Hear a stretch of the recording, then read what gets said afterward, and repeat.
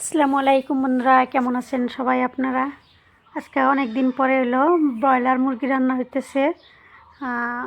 যারা যারা ব্রয়লার মুরগি খায় না তারা কেউ বাড়িতে নাই, তো আমরা ভাবলাম যে এই ফাঁকে আমরা ব্রয়লার মুরগি এনে রান্না করে খাই। এই যে গোটা মুরগি সব কিছু বাটা মশলা দিয়ে রান্না হবো। আমি যেহেতু শুকনান মরিচের গুঁড়া খাই না, তো কাঁচামরিচ বাইটা নেওয়া হয়েছে, পাটায় বাইটা নেওয়া হয়েছে, আজকে মিক্সারে বাটা হয় নাই। তো এই যে এখানে মা রান্না করতেছে, আমি ভিডিও বানাইতেছি বসে বসে রাতের বেলায়। একটু বৃষ্টি পড়তেছে, বৃষ্টির মধ্যে ভাবলাম যে খাওয়াই যায় আর কি। আর বিশেষ করে বাচ্চারা তো ব্রয়লার মুরগি ছাড়া খাই না, আমার বাচ্চা তো খুব ব্রয়লার মুরগি খায়। তো আমি কিন্তু কারো রান্না শেখাই না বন্ধুরা, আমি কিভাবে রান্না বান্না করে খাই আমি ওইটাই আমি আপনাদের সাথে শেয়ার করি। একদম নর্মাল রান্না আমার রান্না, আমি কিন্তু কোনো ধরনের তার মানে ঝামেলার রান্না না, একদম রাজকীয় রান্না করি না, আমি একদম সাদামাটা নর্মাল রান্না। যেমন আলু ভর্তা ভাত যেরকম নর্মাল, আমার রান্না বাড়াও একদম সিম্পল, একদম নর্মাল। যে কেউ মানুষের কিছু মানে হাসবো যে এটা কী রান্না বাড়া করে, তো আমি এভাবে রান্না বাড়া করে খাই, তাই আমি আপনাদের সাথে এটা শেয়ার করি। তো কষিয়ে নিয়ে একটু জল দেওয়া হয়েছে, যেহেতু ব্রয়লার মুরগির গোশটা নরম থাকে, তো অত করার দরকার হয় না, ঝোল টোল বা অত শক্ত করে কষানোর দরকার হয় না। হয়ে গেছে, এটা কষাইলেও খাওয়া যেত।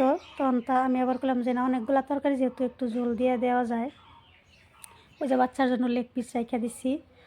তো বন্ধুরা, কে কোন জায়গার থেকে দেখতেছেন আমার ভিডিওটা যদি ভালো লাগে please like comment share follow করে দিবেন। আর যারা ইউটিউব থেকে দেখতেছেন তারা লাইক কমেন্ট শেয়ার সাবস্ক্রাইব করে দিবেন।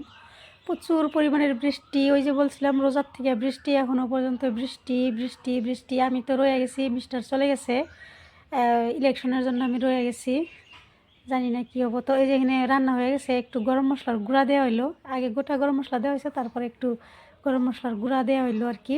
রাত্রের বেলায় রান্নাবান্না, বৃষ্টি যা ডাকাডাকি করতেছে, আমরা খুব তাড়াহুড়ো করে রান্নাবান্না করতেছি আর কি। মা রান্না করতেছে, আমি মার পাশে বসে আছি।